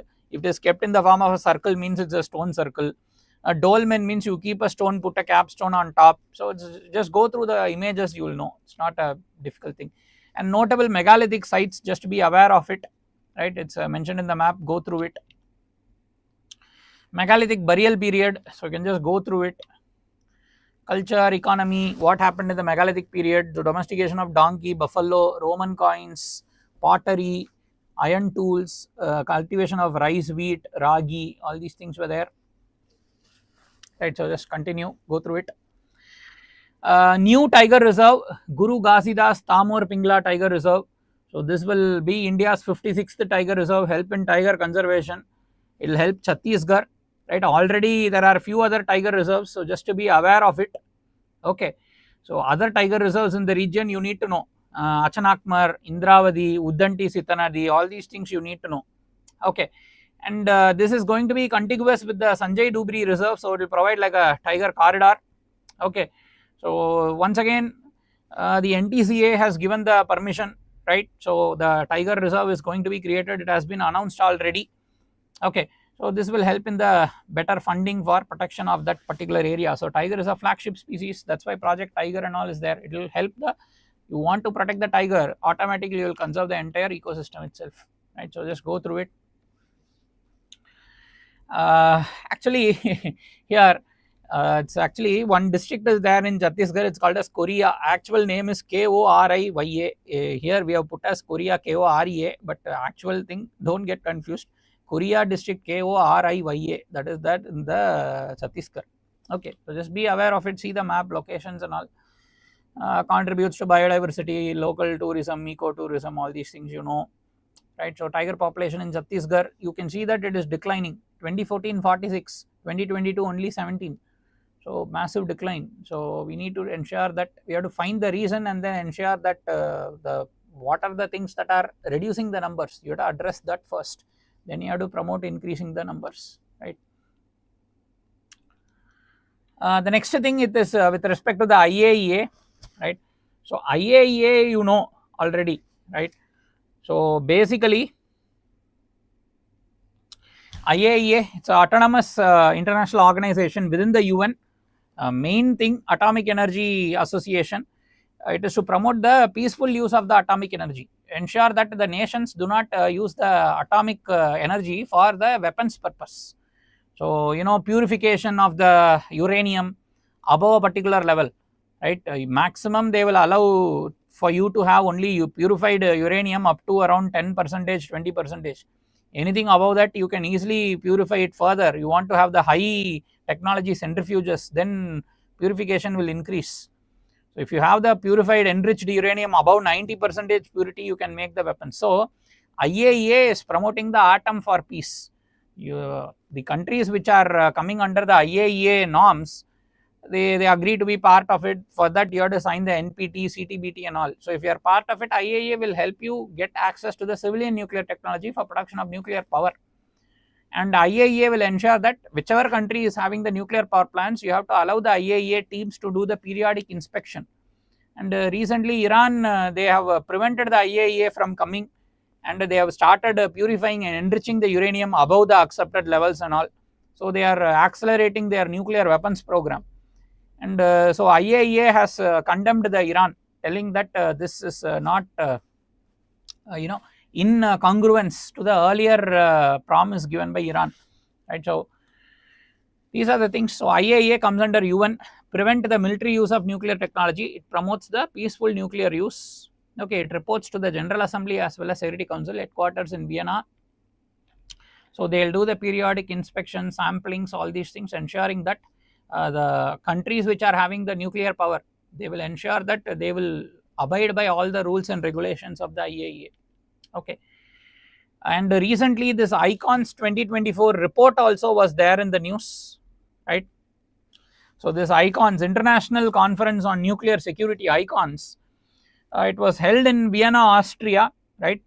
And currently what this report is saying, that there have been 145 incidents involving lost or stolen or improperly disposed or neglected radioactive substances. Okay, 145 such cases they have found. So if this radioactive waste and all is being this much neglectfully handled, this may find itself into the hands of non-state actors and they can create a dirty bomb. Dirty bomb means it's not like you know, a very formal atomic bomb which has 90-95% purity. Even if it is going to have 50% purity or 30% purity or 20% purity, can cause huge damage. Okay, so this ICONS conference, it has highlighted that 145 incidences of improper disposal, improper theft, improper handling of the nuclear waste has been found. So it's an alarming situation. Okay, so they have said that this somehow, if the on a bad day, if it falls into the hand of non-state actors, it becomes a problem.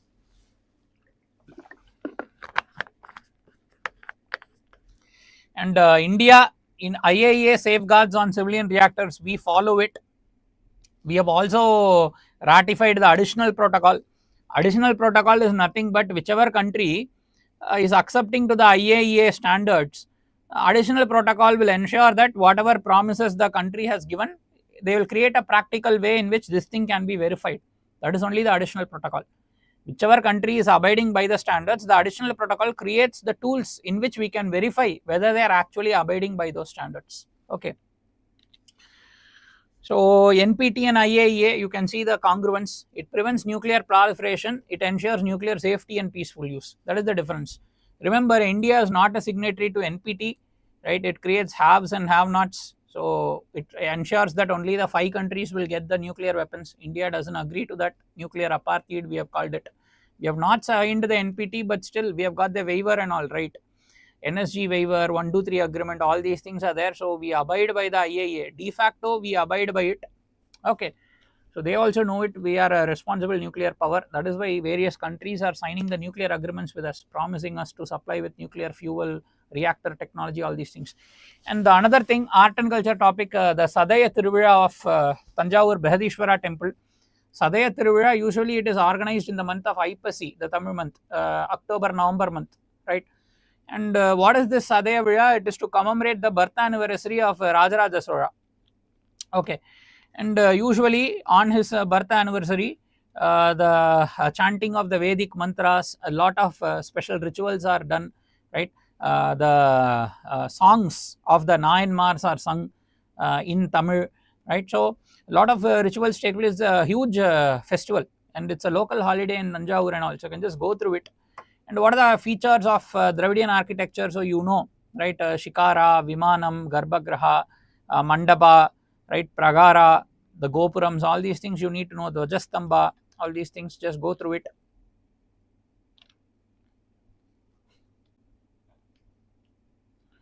So just go through it. Brihadishwara temple, Gangaikonda Cholapuram temple, Airavadeshwara temple, Nataraja temple, all these things. So just these are all examples, right?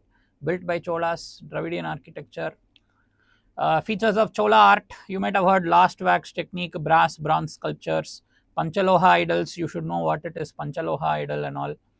Tanjavur paintings, wall murals, all these things you need to know. Okay. Tanjavur paintings, of course, developed during the Bhonsle, Sarfoji rule. But the wall paintings of Chola, it also was there in Tanjavur only, so just go through it. Themes of Chola art, Chola coins, inscriptions of Sanskrit and Nagari script, right? Chola coins, so just go through it. The next news, recently the Attorney General, he proposed, in this conference, there was this roundtable conference organized by the All India Lawyers Forum, and in this conference, our Attorney General, what he said was he wanted the creation of a global environmental bar. So it will act as a platform for cross-border legal collaboration, ensuring that environmental concerns are addressed at the global level. So he called for creation of such a bar where expertise, legal opinions can be shared between the member countries, so that all the environmental laws that are there can be upheld properly. So you can just mention it, what it is. You can write these as, in your answers, how to promote the conservation of the environment, how to promote sustainable development, means you can say our Attorney General's opinion on creation of a global environmental bar that can be implemented, like that you can write in your mains answers. Okay. About the Attorney General, these basic things you are aware, right? Highest officer of the law officer of the country, right? He can speak and participate in both the houses, but no voting right. He gets the same privilege and immunity as a member of parliament. All these things you are aware, just go through it. It's appointed by the president. It's a constitutional body, right? Should be an eminent jurist in the opinions of a president. No fixed term, right? Serves at the pleasure of president. Person can be removed at any time, right? Defends the government on legal matters, provides legal advice to the government, right? Performs legal duties as such assigned by the president. So all these things are powers of the attorney, the CAG, right? Sorry, not the CAG, the attorney general. So just go through it. Basic things, it's there in your Lakshmikant also, right? Next, once again, another legal topic, again from GS2. Secular and socialist are inalienable parts of the constitution, says the Supreme Court, right? So initially there was a case telling that these two things have been added later, and adding the term socialist, it reduces the choice of government with respect to the economic policies and all. So the court said that it struck down this argument, telling that having socialist in the constitution prevents the government from creating the economic policies. So they struck it down and said that socialist in the sense, what they are trying to say is there's a lot of inequality, right? And socialist perspective is to ensure that there is no concentration of wealth in few hands. Already we have seen those articles, right? 39B and C. Prevention of concentration of wealth in few hands, reducing the inequality, ensuring that even the weakest will get enough economic access. So that is only socialist. So the court has said that these things are valid, right? So just go through it, go through the provisions and all, right? Article 38 is also important with respect to the socialism, right? The state shall strive to ensure complete justice, whether it is social, economic, political, right?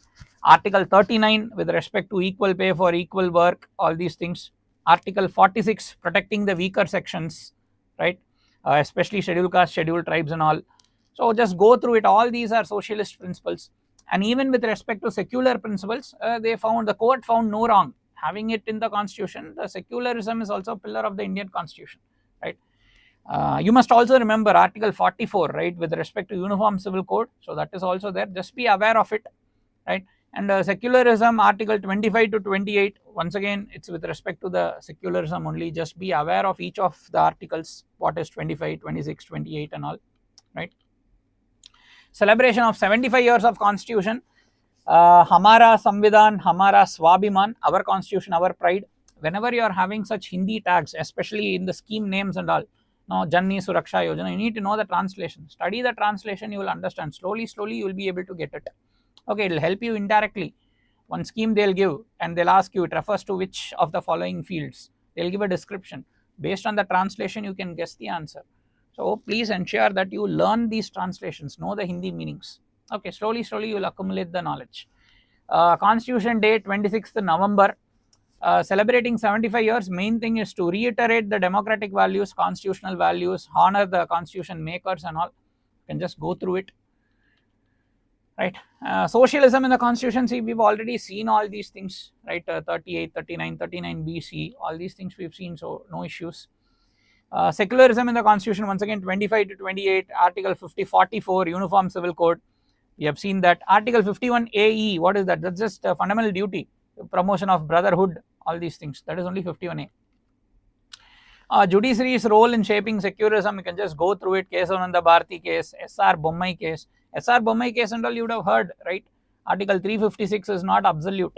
It's a quantified manner, only president can do it, and it's subject to judicial review. So just go through these things. Kesavananda Bharati case, Sanjeev Coke case, just go through it. So recent Supreme Court decision upheld secularism, socialism as valid parts of the constitution. That's the thing, right? The next thing, this you would have seen in the news. It's with respect to the MACE topic, right? So MACE is actually nothing but it's a telescope. It is there in Ladakh, nearly 4 kilometers high in altitude. What are they going to do with this MACE telescope? It is to find out the gamma rays. And usually these gamma rays, they are having the very high energy, very high frequency, very high energy, okay, short wavelength, having the great energy. So it's part of the gamma ray of the electromagnetic spectrum. Okay, and these gamma rays can only be detected by a special type of telescopes called as Cherenkov telescopes. That is why this MACE, actually MACE stands for Major Atmospheric Cherenkov Experiment. We are doing it in Ladakh in Hanle. Okay, so there we have kept this Cherenkov telescope. What this Cherenkov telescope will do, it will identify the gamma ray burst. Okay, and why this understanding of the gamma ray burst is important? It is because the gamma ray burst only, the scientists are speculating that you might have heard of this dark matter and all, and they are saying that the dark matter, they have said that 85% of the universe consists of dark matter, but they have not been able to identify what are the constituents of this dark matter. And scientists are speculating that there is a special type of particle called as WIMP, WIMP, weakly interactive massive particles. These weak interacting massive particles, they are saying that when they collide against one another, at that time the high energy gamma rays are produced. So when we are able to find out the gamma rays coming from elsewhere in the space, scientists are speculating that it's because of the collision of the WIMP only. Though we have still not yet found any proof for existence of WIMP, maybe if we are studying these gamma rays, we can get the signature of the WIMP. Then that will prove the existence of WIMP, and then as speculated, 85% of the universe is dark matter, and dark matter majorly composed of WIMP, like that we can prove it. Now it's all a theoretical construct. So the MACE telescope, it is to understand the gamma ray, and for the gamma ray you need a special type of telescope to understand it, that is only Cherenkov telescope. Our MACE is a Cherenkov telescope, it is there in the Ladakh. So indigenously we have built this telescope to study the gamma ray. Okay, so just be aware of it. And it is who is constructed it? BARC, TIFR, ECI and the Indian Institute of Astrophysics. So they have all coordinated to build this telescope, very high altitude, 4 km altitude. So highest imaging Cherenkov telescope in the world. Why they have chosen the Hanle? You know, no light pollution, you have a clear view of the sky. That is why it's an international dark sky area, right? You might have heard this International Dark Sky Association has given the International Dark Sky Reserve tag to the Hanle village, right? Hanle village inside Changtung Sanctuary, so you must be aware of it. Okay, very high energy, that is why 20 billion electron volt, very high. Okay, so just go through it. The next thing, it is with respect to the NIIA. So NIIA you have heard, National Investigation Agency, created under the NIIA Act. It's a statutory body under Ministry of Home Affairs, created after that 26/11 Mumbai attack in 2008. And the NIIA specialist agency specifically to deal with the acts of terrorism only. Okay, and recently you might have heard in the Manipur, certain extremist groups have killed the women, children and all. And the main reason why the NIA has taken over this case is it's a terrorist attack. They are trying to send a message and make worsen the situation than already is. It's causing lot of internal security problem. There is an element of foreign groups coming into it and taking advantage of the situation. So Kuki militants from Myanmar coming into it and attacking the Métis, such allegations are there. So it involves the terrorist groups. So NIA has taken over. Remember, NIA is the Federal Terrorism Investigating Agency, the statutory body under the NIA Act. Okay, and to take over to deal with the investigation of the terrorist case, that is the NIA's USP. Okay, and NIA need not take the permission and all to come and do the investigation. If central government says so, they will just intervene, go and do the investigation. So prior permission or anything and all is not needed. Okay, they can just directly enter into the state and do the investigation. Okay, so just go through it, right? Terrorism related crimes, crimes affecting our sovereignty and integrity, cross border offences, international obligations, so all these things. And recently you would have heard the recent amendment of NIA. NIA's scope has now been expanded to offences outside India also. Okay, if any Indian or Indian interests are being attacked elsewhere abroad, still the NIA will be applying to them and they can be prosecuted under the NIA. And the NIA will also investigate various cases like cases under the Atomic Energy Act, cases under the UAPA, cases under the Anti-Hijacking Act, cases under human trafficking, counterfeit currency, prohibited arms, cyber terrorism, explosives. So all these things are mentioned in the schedule of the NIIA, and NIIA can act on all these important issues. Okay, so NIIA has a wide scope. NIA comes under Home Affairs. They can prosecute for crimes against India and Indian interests abroad also. They have a special cell to deal with the left wing extremism also. So they can arrest the individuals for doing the terrorist act under the UAPA. Okay, so just be aware of it. They can investigate without taking the permission from the state. They can take over the cases referred by the state government. The state government can request the central government, and central government will then assign it to the NIA, or central government directly can assign it to the NIA without involvement of the state also. Okay, NIA special courts are to be created. Okay, so just see it. Responsibility is once again creation of these courts, right? State can say that session court also can function as NIA special court, means we can accept it. Okay. The next topic, it is with respect to the NGT. So NGT has taken cognizance of the melting of the glaciers, right?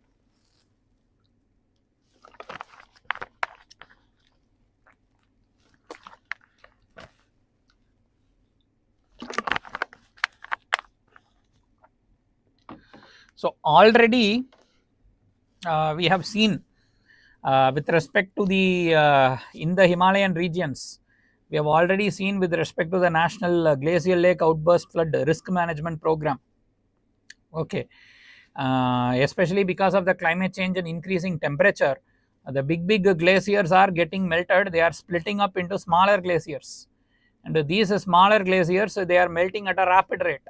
So it can cause instability or destabilize the particular structure below it. Intense amount of water in seeping of water happens below the ground. It can give way and causing huge amount of problems, right? And NGT has issued the notice to the center regarding rapid expansion of the glacial lakes, right? So remember, if more number of glaciers are there than before, it's not a good thing, it's a bad thing, because the big glacier has split up into small, and these small glaciers melt at an even faster rate, and they can cause GLOF, Glacial Lake Outburst Flood. Okay, and NGT we've already seen, National Green Tribunal. It is created under 2010. It was actually created on the recommendation of the Law Commission. Okay, and it is administered by the MOEFCC. Main aim, anything with respect to the harm to the environment, NGT only will deal with the case. Okay, and the NGT, what is the jurisdiction? EPA 1986, Forest Conservation Act, Biodiversity Act, Air Prevention Control of Pollution Act, Water Prevention Control of Pollution Act. So under all these acts, the NGT has the jurisdiction. Violation of any of the provisions, you can put a case under to the NGT, and appeal from the NGT goes to the Supreme Court. Okay, so composition of NGT, if you see, current, former Supreme Court judge or High Court Chief Justice, it has two types of members, judicial members as well as the expert members. So that's the advantage of NGT. It has the subject experts, and they can have a balanced understanding. Both judicial and expert members are there. They can understand the problem, and they can give the verdict at a sooner and better quality verdict. Okay, because they are already the subject experts, and they deal with only the 4 acts, violation of these acts, right? Not 4, EPA, Forest Conservation, Biodiversity Act, Air and Water Pollution Act. So 5 acts. Because they deal only with the violation of these acts, they don't take the other cases. That is the advantage of the tribunal, right? You can get the instant, you can get at a faster pace, and a more nuanced verdict you can get. Okay, so it's a quasi-judicial body. It gives the environmental compensation, right? Polluter pays principle, precautionary principle, and all you need to know. Just go through it. Okay, appeal goes to the Supreme Court. And glacial lakes, you know, when the glaciers melt, the accumulated water will create the glacier lakes. Okay, and the glacier lakes, how they are caused? By glacial retreat. Then when the glacier melts, a lot of stones and all, they fall down. They can dam the water. Ice dammed lakes, permafrost thawing, all these things can cause the glacial lakes. Okay, and when the glacial lakes expand, it increases the GLOF flood risk, loss of biodiversity, flooding, threat to the local communities, agriculture loss, economic cost, all these things will be very high.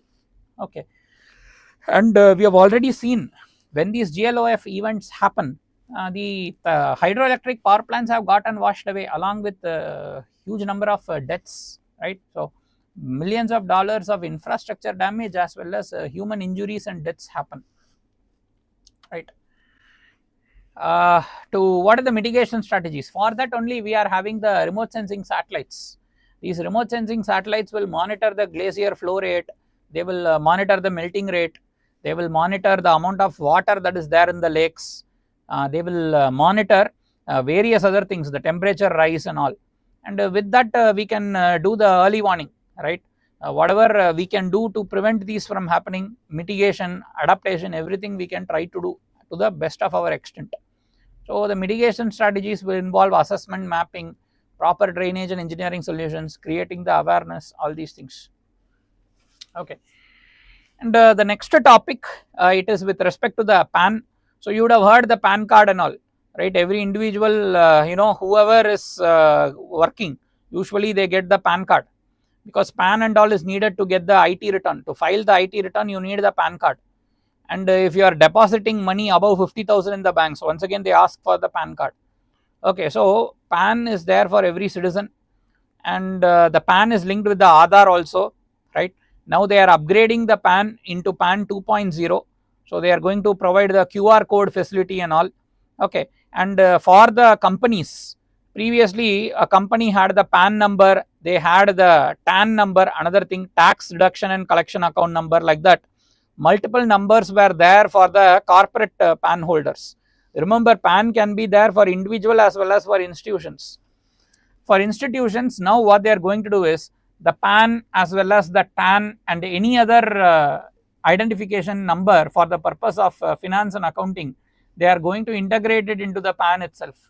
For the individual, we are having only the PAN, we don't have the TAN and all.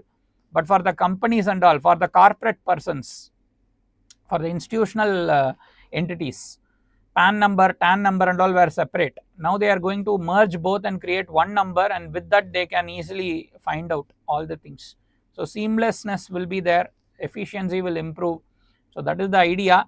So that only they call PAN 2.0. It's not like mandatory for the individual, that for individuals like humans, they don't have to mandatorily upgrade to 2.0 and all, but free of cost the upgrade, if you are interested, it's possible. Let's go through it. So what is PAN and all? Permanent account number. So it's an identifier issued by the income tax department. All these things are there. So let's go through it. Legal provisions under the IT Act. It's essential for filing tax returns, opening the bank accounts, right? So what is the features of PAN 2.0? QR code, unified portal, data vault, business identifier, technology upgrade, right? Free of cost you can upgrade, right? So just go through it.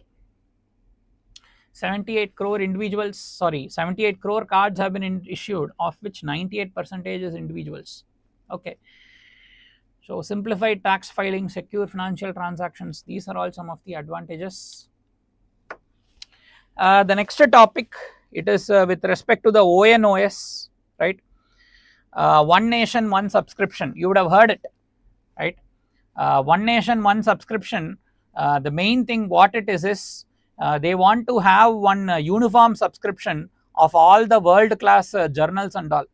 Okay, lot of government labs, research institutions, the higher educational institutions, whether central government, state government, colleges, universities and all, they are all having their individual subscriptions for the various journals. Top class various journals you would have heard, like Nature journal or IEEE journal, or so many journals are Springer, all these things, Lancet, right? So to publish in these as well as to get the access, every individual institution they separately paid the money. These are all very, very costly. Okay.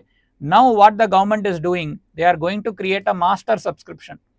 This master subscription will enable all the state government universities, central government universities, state government labs, central government labs, researchers who belong to the government, they will be getting the access to the journals.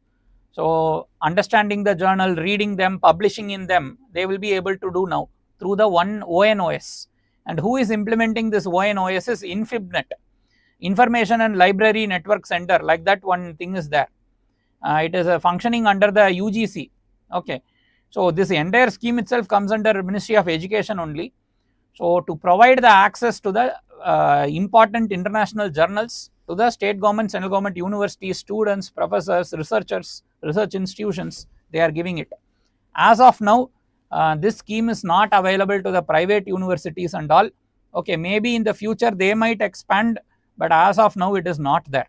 Okay, so more than 8,000 journals, nearly 2,500 higher education institutions of the government, they can get the access. Okay, so that is the thing, ONOS.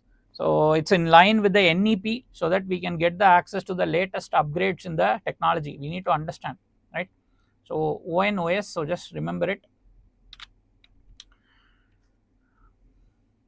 So it promotes equitable access. Even the small government labs in the tier 2, tier 3 cities, students in the tier 2, tier 3 government colleges, still they can get the high quality access to these journals. Reduce the unnecessary overlapping expenses, promote the innovation, track the journal usage for better planning. All these things are advantages. Okay, so single platform with 13,000 journals. Publishers, all the important international publishers, Springer, Nature, IEEE, all these are available. Okay, so just go through it. So reducing the subscription cost from 4,000 crore to 1,800 crore. So that's called as optimization, right? While avoiding the duplication. It's in line with the NEP 2020. Okay. So these are all the things. So they are going to use the InflipNet network only. So I think even the implementation will not be an issue. The next thing, it is with respect to the biomedical waste management, right? Recently lot of news you would have seen.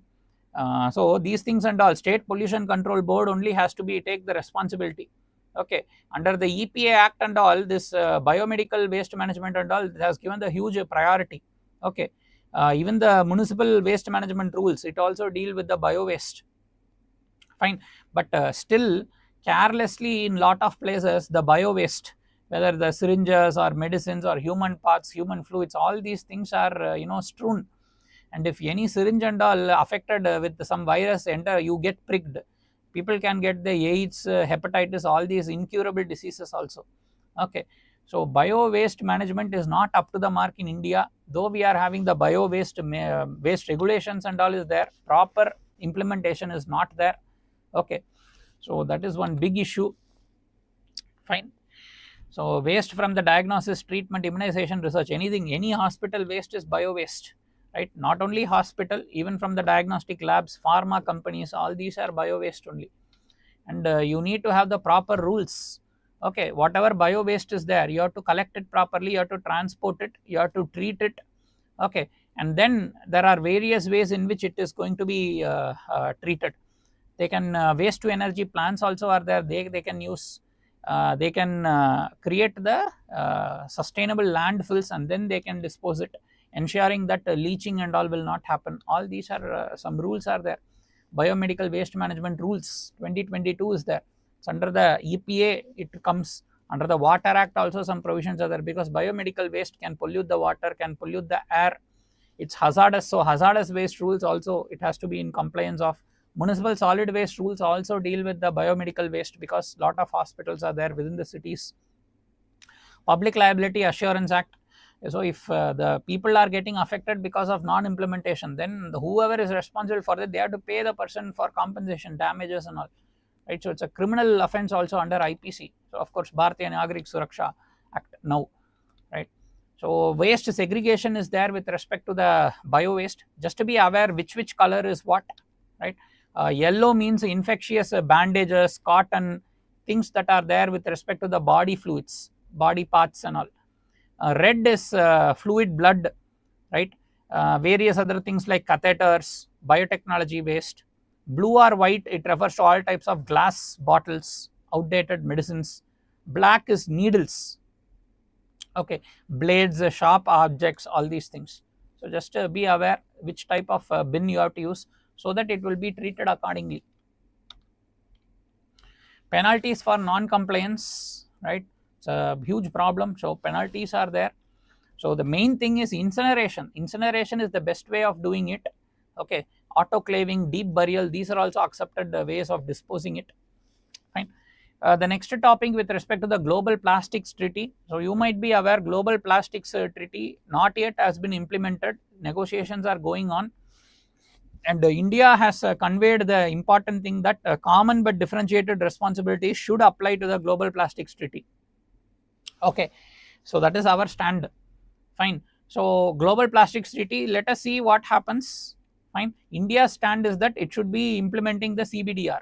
Okay, because developed countries only, they have to help the developing countries in technology as well as financial assistance, ensuring that global plastics pollution will come down. Okay, because the developed countries, what they do is they export their plastic to the developing countries.